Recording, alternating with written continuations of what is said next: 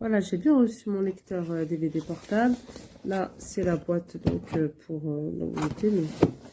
Voilà. Ensuite, on a la notice d'utilisation, un câble RCA, le câble d'alimentation anneau-cigare, la télécommande et le câble d'alimentation donc sur prise de 220 volts classique. Là, j'ai mis un CD. Bon, ça se passe comme ça. On met le CD. Ici, on a le on-off. Donc là, il est éteint. Là, je vais mettre en on. Voilà.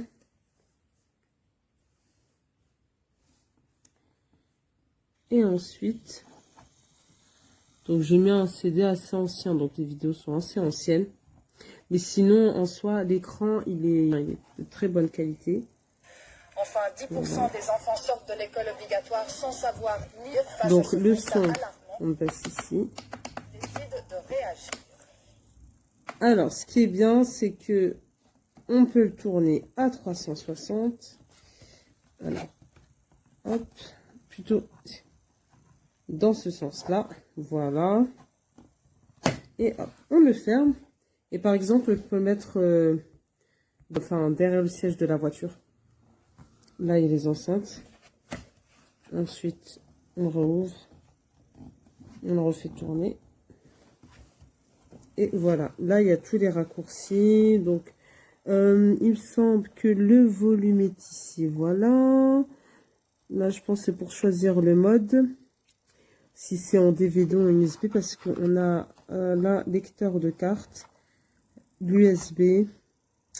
La sortie, l'entrée. Et ça, c'est pour l'audio. Voilà, ça se passe comme ça. Après, on peut faire en mode accéléré. On peut aller accélérer jusqu'à 20 fois. Voilà, jusqu'à 20x. Donc là, la vidéo va commencer. Voilà, ça, c'est maximum.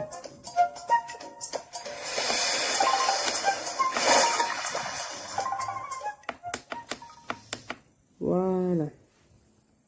Donc, et là, on peut mettre pause, play, et là, c'est stop, c'est pour arrêter le débit. Et donc, ici, on ouvre, hop, et on peut retirer le CD, comme ça. Voilà, franchement, c'est un très bon produit. C'est un classique, quand on a des anciens CD, on veut pas... on veut les garder, on est nostalgique, c'est un produit à avoir chez soi. Et en plus de ça, on peut l'emporter dans la voiture. Moi, je te dis, c'est sympa.